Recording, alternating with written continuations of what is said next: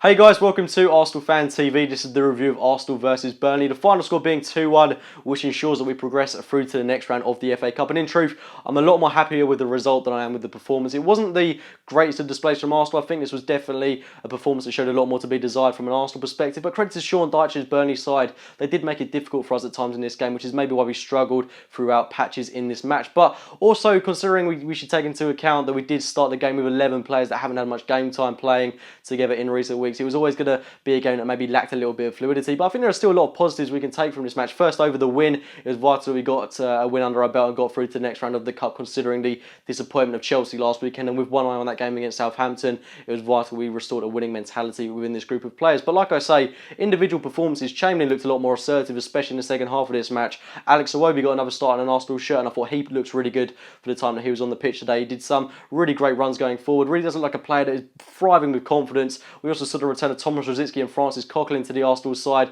and we did see the debut of Mohamed El-Nene, who I thought had a really decent game today. I'm not going to over-elaborate on his performance. I don't think he was anything spectacular, but he had a rather conservative, a rather safe game. Got a good range of passing on him, a very good shot on him, a no-nonsense kind of player that likes to get it out of the Arsenal box as soon as possible, which is great to see because in previous years we have had players that are a bit reluctant to get it and hoof it out of our own box when we are a little bit under the cosh at times. So good to see that from El-Nene. Really does look like a player for the future, and if he can build up some kind of midfield pivot with Francis Coquelin, really is exciting to see, but I think it's a bit too early to judge him, especially on his debut. We didn't really get to see him in that central defensive midfield role. We saw him in a box-to-box kind of position. I think he did well there, especially lining up alongside Francis Coquelin, as I say. And relating to Coquelin, I thought he took time to grow into the game, but given that he has been out for a month and a half, we'll of course give him a little bit of respite, as he's going to take time to get back into the Arsenal starting 11 and get back into the swing of things. But all round, great to see him back in the team, as it was great to see Thomas Rosicky as well. But this was a vital win, like I say, and it started off all right. It was a little bit sloppy at times. Our passing wasn't the best.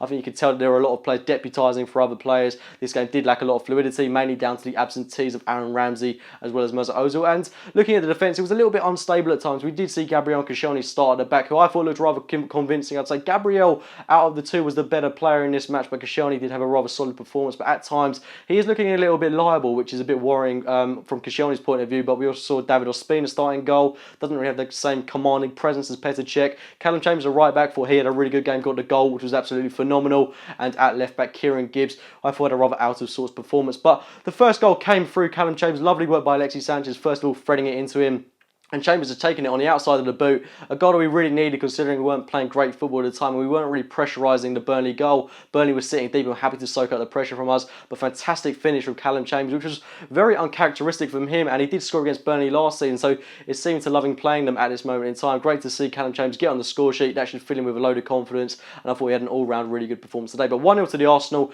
and I really was hoping that we'd build on that and win this game about 3-4, maybe even 5-0, because we needed a big win and we needed a confidence-boosting performance. But that wasn't the case shortly after we conceded, and it was a really poor goal to give away in truth. It was just, you could tell it was coming because we were giving Burnley so much time on the ball. They were getting into space and we just weren't able to win the ball back off them. I think it was Vokes that got in between our two centre-halves and just poked it past David Ospina with a really towering header, which Ospina couldn't do much about. I think he could have done a little bit better about it in truth. Yeah, I think maybe if it was Petr Cech in goal, maybe he'd have done a little bit better, but we can only question that one. It was a poor goal to give away at the end of the day, really sloppy. We shouldn't have done it. It did make things a little bit more difficult for us at the time. We did end the second half strongly. We were having a little bit of pressure on the Burnley goal, but couldn't find the breakthrough and went into half-time at 1-1. Going out into that second half, I thought we played a lot better. Like I say, Chamberlain grew into the game. Thought he had a really good performance in that second half. He really did look a bit more like the Chamberlain of last season or the season before that. He just seems to be a player that rides so heavily on confidence, and I think it's just important that he gets a run out in the team now and has that favourite put in by the manager. I don't think he'll start against Southampton, ironically, but